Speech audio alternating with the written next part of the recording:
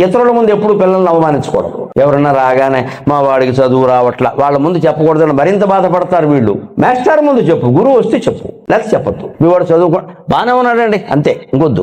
తర్వాత వెళ్ళాక తలుపేసి మొత్తం గుండు రామకీర్తన పాడి, అది వేరే విషయం. వాళ్ళు మనం తిట్టినా కొట్టినా పడతారు, కానీ ఇతరుల ముందు ఏమన్నా అంటే మాత్రం అంటెత్తిపోతుంది. ఎవరికైనా అంతేనండి, పసిపిల్లలకు కూడా అంతేనండి. ఇంట్లో ఒక పిల్ల ఉందనుకోండి, మీరు ఏమీ దానికి పెట్టకపోయినా ఏమనుకోదు, అమ్మ తినలేదు నాకు పెట్టలేదు అనుకుంటుంది. ఇద్దరు పిల్లలు ఉన్నారనుకోండి, ఒకరికి పెట్టి ఒకరికి పెట్టకపోతే మంటెత్తిపోతుంది అక్కడ.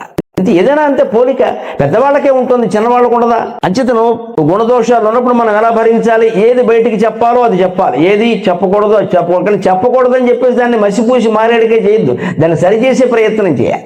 అప్పుడే మనిషి బాగుంటాడు ఖచ్చితంగా. సాధారణంగా తల్లి పట్ల, తండ్రి పట్ల, భార్య పట్ల, భర్త పట్ల, పిల్లల పట్ల బాధ్యతలు పక్కన పెడతాం. వేరే సంస్థల్లో చాలా సేవలు చేస్తాం, ఎందుకంటే వేరే సంస్థల్లో చేస్తే పేపర్లో వస్తుంది. ఇంట్లో అన్నం పెడితే ఎవరికి రాదుగా, ఆలికి అన్నం పెడితే ఊరికి ఉపకారం అని ఇంట్లో వాళ్ళకి సేవలు చేస్తే పేపర్లో రాదు కదండి. మనకు కావాల్సింది పబ్లిసిటీ. ఇంటి బాధ్యతలను విస్మరించిన తర్వాత బయట నువ్వు ఎన్ని సేవలు చేసినా ఒకటే మాత్రం, బయట ఏదో నలుగురు మెచ్చి మేకతోలు కప్పచ్చు, దండ వేయచ్చు, నీకు మెడలో మెడల్స్ వేయచ్చు. ఇంటికి వెళ్ళిన తర్వాత మేడ ఏమిటి తల కూడా ఉంచుకోవాల్సిందే. ఇంట్లో కుటుంబ సభ్యుల పట్ల మన బాధ్యతలు నిర్వర్తించడం అన్నిటికంటే గొప్ప సేవ.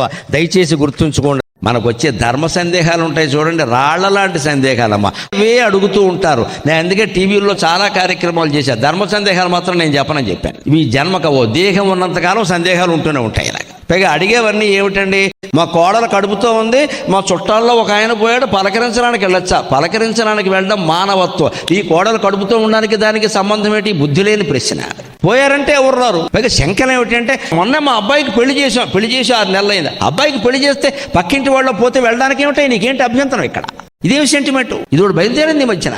శవాన్ని మోయడానికి ఎవరు రారు, పోతే పలకరించడానికి రారు, కనీసం మనుషులను చూడడానికి రారు. పెళ్లికైతే మాత్రం పిలవకుండానే వచ్చేస్తారు. ఫుడ్ పార్టీ, ఇవే సందేహాలమ్మా. మంచి మనకు అక్కర్లా, ఇవే కావాలి, పీక్కోవడానికి లాక్కోవడానికి.